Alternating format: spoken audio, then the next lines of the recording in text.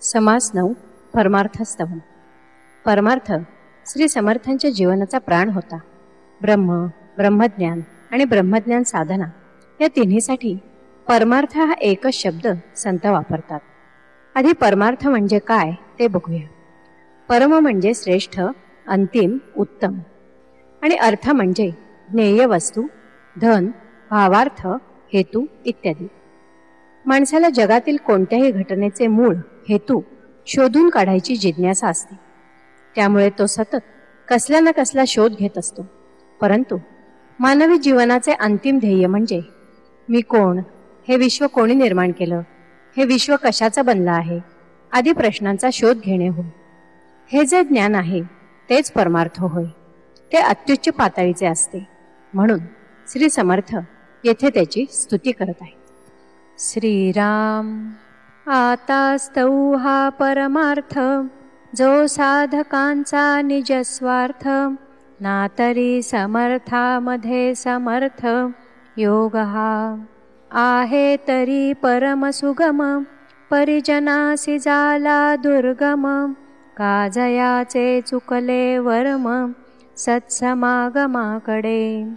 आहे तरी चहूकडे, परी अणुमात्र दृष्टी न पडे, उदास परी एकीकडे पाहता दिसेना.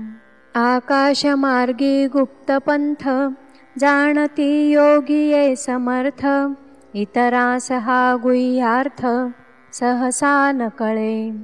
साराचे हि निजसार, अखंड अक्षय अपार, नेऊ न सकती तष्कर काही केल्या.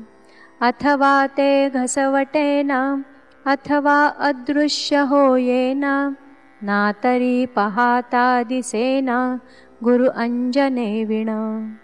जेही शोधून पाहिला, त्यासी अर्थ सापडला, येरा असोनी अलभ्य झाला जन्मोजन्मी.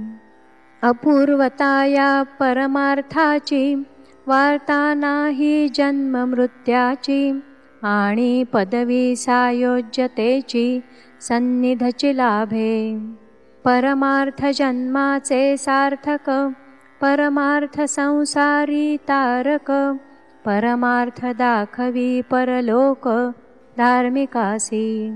परमार्थी तो राज्यधारी, परमार्थ नाही तो भिकारी, या परमार्थाची सरी कोणास द्यावी. अनंत जन्मींचे पुण्य जोडे, तरीच परमार्थ घडे, मुख्य परमात्मा आतुडे अनुभवासी. असो भगवत प्राप्ती विण, करी संसाराचा सीण, त्या मूर्खाचे मुखावलोकन करूच नये. भल्याने परमार्थी भरावे, शरीर सार्थक करावे, पूर्वजांस उद्धरावे हरिभक्ती करुनी. इति श्रीदासबोधे गुरुशिष्य संवादे परमार्थस्तवन नाम समास 9. श्रीराम.